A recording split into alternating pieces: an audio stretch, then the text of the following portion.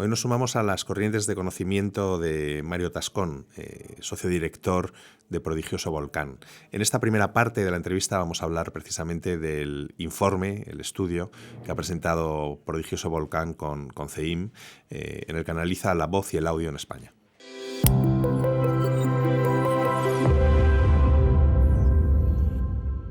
¿Qué tal, Mario? Muy buenas. Bienvenido a Knowledge Waves. Encantado de estar aquí con vosotros. Muchas gracias por incorporarte. Acabáis de presentar el proyecto el tercer estudio de voz y audio en España. ¿Cuáles son las principales conclusiones? Bueno, por una parte, pues constatar lo que yo creo que ya el propio sentido común y la observación sin necesidad de abundar mucho te indica que es pues que está habiendo un gran consumo. O sea, el mundo del audio es un mundo que no solo ha seguido consumiéndose mucho, sino que se ha incrementado. También es verdad que estos años pasados, tanto en la radio como en podcast u otros mecanismos de distribución del audio, pues hemos estado más tiempo en casa, más tiempo, y bueno, el audio ya sabéis, general, se haga como se haga, pues siempre ha sido ese medio que es el único que te permite estar a la vez con otras cosas y por tanto, pues bueno, constatar de alguna manera ese crecimiento, esa instalación, por supuesto con algunos matices. El podcast es un fenómeno por una parte muy disperso, o sea, es en el sentido de muy amplio, pero digamos pues difícil de detectar más que tendencias que programas en sí mismos por la propia dispersión, dentro de que por supuesto hay algunos de mucho éxito, ¿no? Por otro lado, pues la instalación de otro fenómeno que acompañó a la llegada no solo del podcast, sino también de los nuevos instrumentos como los altavoces inteligentes, los propios teléfonos y tal, que también nos vienen acompañando para temas de audio en estos últimos años.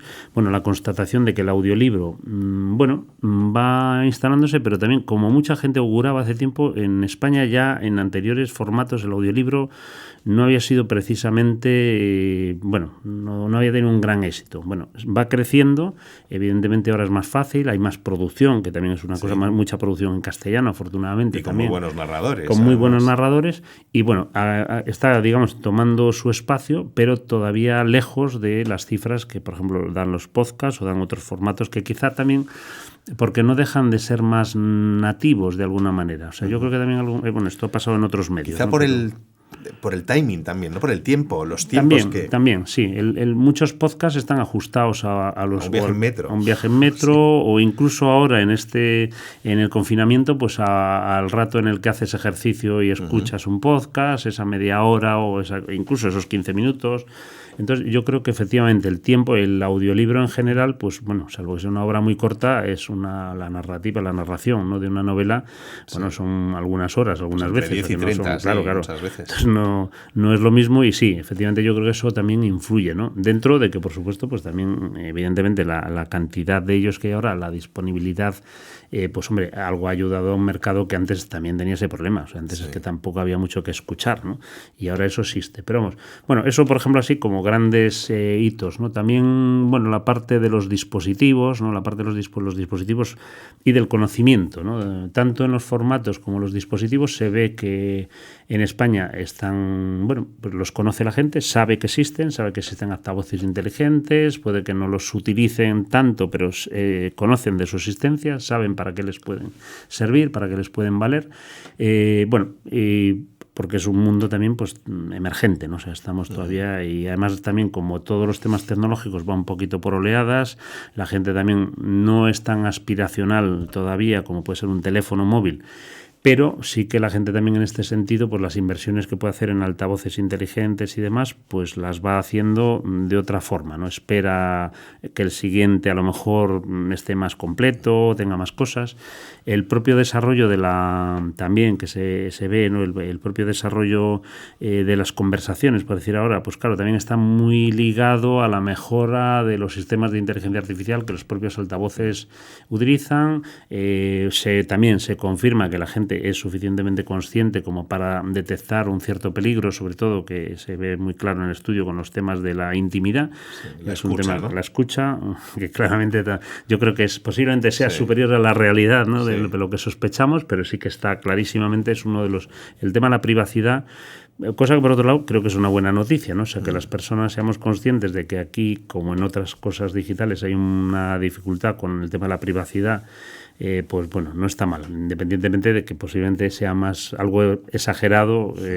Bueno, todos pensamos que nos espían constantemente y que además lo que nosotros decimos pues es lo más importante del planeta y posiblemente no tanto, pero bueno, también es verdad que los propios mecanismos de aprendizaje que tienen las máquinas, en este caso para las conversaciones y demás, pues están basados en que en algunos momentos, pues más allá de los laboratorios de Apple o los laboratorios de Amazon, pues tener un entrenamiento que las casas lógicamente intentan que sea lo más barato posible, lo más extendido posible, y ahí, pues hombre, tener micrófonos en las casas, que de alguna manera hubiera sido el sueño de los servicios secretos de cualquier país del mundo, pues bueno, ahí tenemos, bueno, bromas aparte, ¿no? Yo creo que sí que esa parte la gente, como digo, es consciente, y por otra parte, pues está la cantidad de usos. También se está viendo y se ve en el estudio, aunque el estudio es a partir de 18 años, pero por algunas contestaciones de las familias, que hay un uso muy fuerte también en las poblaciones de adolescentes y menores. No se pregunta a ellos, porque el estudio está hecho con personas mayores de 18,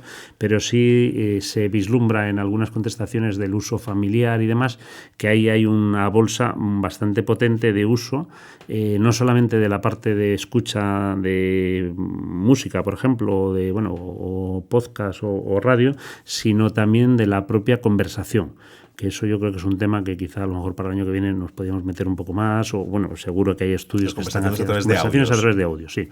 La propia conversación con audio, la propia locución hacia el audio y la traducción del audio a texto, por ejemplo. El propio estudio se titulaba Envíame un audio, ¿no? Y hablábamos del envío, que se ha puesto también, es otro elemento curioso, ¿no? Porque teniendo un teléfono, donde el uso del teléfono de manera síncrona, ¿no? Cuando es una conversación normal telefónica, pues está bajando, sorprendentemente, está bajando. La gente no nos llamamos por teléfono, cada vez menos. Es más, se está convirtiendo casi en algo de mala educación si tú llamas inesperadamente al teléfono y si no hay un aviso previo, ¿no? Con un WhatsApp, con tal, oye, te llamo, ¿te parece bien? Tal. Es una cosa bastante sorprendente porque es un cambio social notable de hábitos y muy extendido, más de lo que parece, ¿no? Por ejemplo, como una cosa curiosa, ¿no? Entonces, pero a la vez también está creciendo, lógicamente, no solo el envío de audios, por ejemplo, tal cual, que algunos son verdaderos podcasts, ¿no? de longitud, incluso por manera de locutarlos, pero también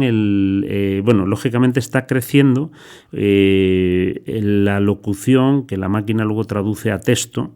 Eso está creciendo. Lo que pasa es que ahí se ve que hay una dificultad en el aprendizaje. La gente no sabe que eso se puede hacer, no distingue bien en los interfaces, como muchas veces se mezclan el del teléfono con el de la aplicación, y en este caso, por ejemplo, la activación del iconito de un micrófono, pues yo creo que la gente no sabe muy bien si es el micrófono para hablar y mandar la nota de voz o el micrófono para locutar y que la máquina te haga la traducción a texto de lo que le estás contando. Bueno, o sea, siempre pasa lo mismo. En estos territorios y momentos de fronteras, pues todas estas cosas estamos todos en pleno. Entonces, bueno, ya te digo, así como datos, que vuelvo a los datos, los que te decía antes, ¿no? O sea, esa instalación de los podcasts con claridad, dispersión a la vez.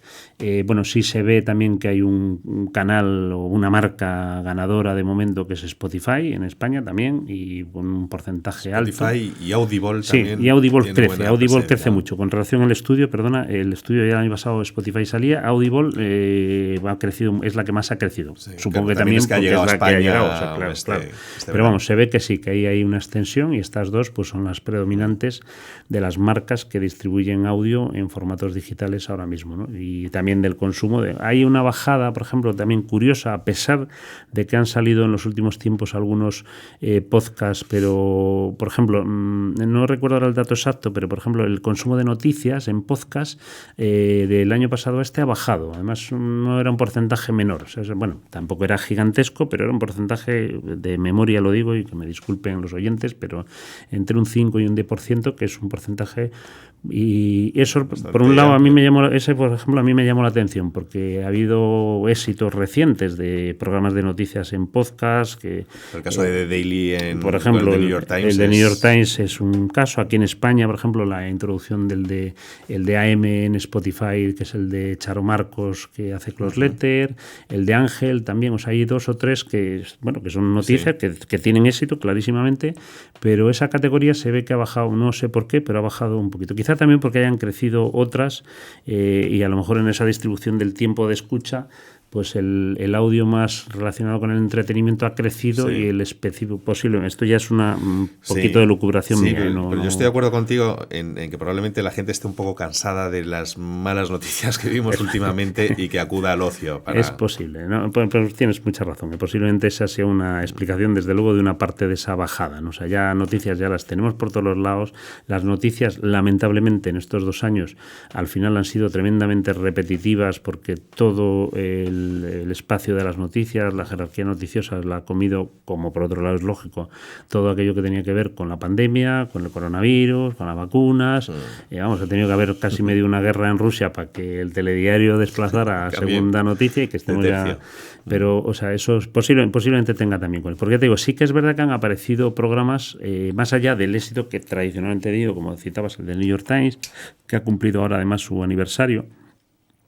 Pero, como te digo, y la aparición de alguno de estos, de hecho yo he visto el de Charo en algunos momentos ha sido número 1 de descargas, estoy seguro que también los que hace Ángel también, o sea que sí que hay algunos de ellos con éxito, pero como categoría ha habido una cierta bajada. Que en otros casos los movimientos pues son pequeños y muchos de ellos incluso pues podríamos pensar que es el puro error estadístico que tiene una encuesta, que es cómo se hace esto, y bueno, pues a mí un movimiento hacia arriba, hacia abajo de un 1, de un 2%, bueno, pues vale, lo tienes en cuenta, pero cuando ya son superiores y ya salen del margen de lo que sería el error, pues creo que ya eso es otro asunto. Hablabas de Spotify, hemos vivido recientemente un fenómeno curioso, ¿no? de reputación, un problema de reputación de Spotify con uno de sus fichajes estrella, ¿no? Con Joe Rogan, antivacunas, que ha provocado que varios artistas de renombre hayan abandonado la plataforma. ¿Qué recorrido crees que tiene esta crisis reputacional? Bueno, hombre, vamos a ver, siempre las crisis reputacionales pues son difíciles de prever porque son un poquito como los tsunamis, ¿no? O sea, hay alerta de tsunami, hay un movimiento obvio, ¿no?, que está ahí. Es más, el relato de la alerta o el relato reputacional que da un caso de estos, todos lo compramos enseguida porque lo entendemos que tiene una parte de lógica, por tanto no nos es una cosa compleja de entender y entendemos que va a tener una repercusión, pero la verdad que muchas veces es muy reciente, este caso en concreto que citas es reciente y va a ser de momento difícil saberlo, ¿no? Porque no solamente es aquello que hace y aquella onda como los tsunamis que genera en el propio mundo musical, en el propio mundo de otros grupos, de otros artistas, que evidentemente sucede y ha sucedido y hay varios que están en ese punto, pero la cuestión es ver cómo eso puede deteriorar la imagen de la marca en general e incluso el consumo de la marca, la desaparición de algunos de estos artistas. También hay que recordar que muchas plataformas, en el caso de la música, han crecido sin tener durante muchos años a grandes artistas cuyos catálogos no estaban ahí todavía, y a pesar de eso, pues la oferta es tan masiva que, bueno, hemos pasado mucho tiempo sin los Beatles en alguna y sin otros, no por motivos distintos. No por Entonces, bueno, eso hay que verlo, ¿no? Hombre, yo sí que creo que todas las plataformas, es verdad que en audio hay más competencia y no son tan sospechosas a pesar del poderío que están adquiriendo, poderío sobre todo por la cantidad de público que tienen y por tanto por la cantidad de ingresos que generan. Pues bueno, en el caso del audio es un poquito diferente de otros canales, como puede ser la propia venta online de cualquier tipo de cosas, que es Amazon frente al mundo, tal. Ahí hay una clarísimo, no solo caballo ganador, sino casi monopolio de facto, ¿no? Como lo hay en las búsquedas con Google. En este caso no es tan así, que yo creo que eso ayuda un poquito a que este territorio pues sea también más competido, ellos mismos y los demás se espabilen más, porque todavía es una lucha en la que no parece haber un clarísimo ganador. Mira, el caso mismo que decíamos de Audible. Pues Audible en España, pues porque ha tardado más, pero en el momento que ha llegado, pues está ahí. Claro. Y dale que te pego también al lado de este. En el caso de los medios de comunicación,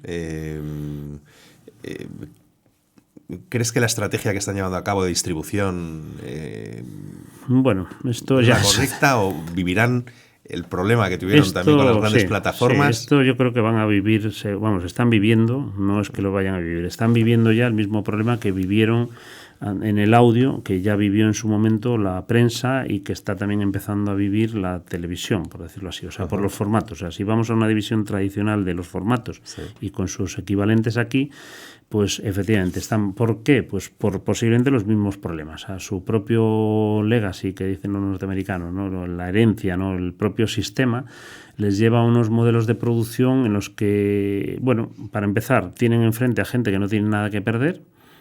Y ese es el peor, como siempre he dicho, es el peor enemigo que puedes tener, es el que no tiene nada que perder. Porque le da igual. O sea, un enemigo que tiene cosas que perder como tú, pues es un enemigo con el que puedes incluso negociar. Pero el que no tiene nada que perder, le da igual. Esto es la situación, ¿no?, que tiene el audio. Por otra parte, claro, se mueven, como ya pasaba en otros campos, se mueven como pez en el agua estos nuevos a la hora de hacer formatos. Una cosa como muy básica, que es atender a las necesidades del oyente. Sí.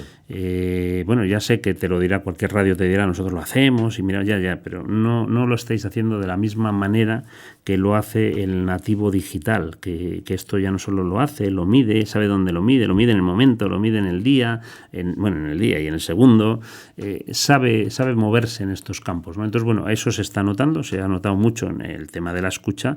Pues bueno, hablamos ahora de Spotify con un mercado en el que hace no tantos años era un mercado de la radio FM totalmente, vamos, lleno, ¿no? O sea, no había una alternativa, o si la había, pues no era considerada.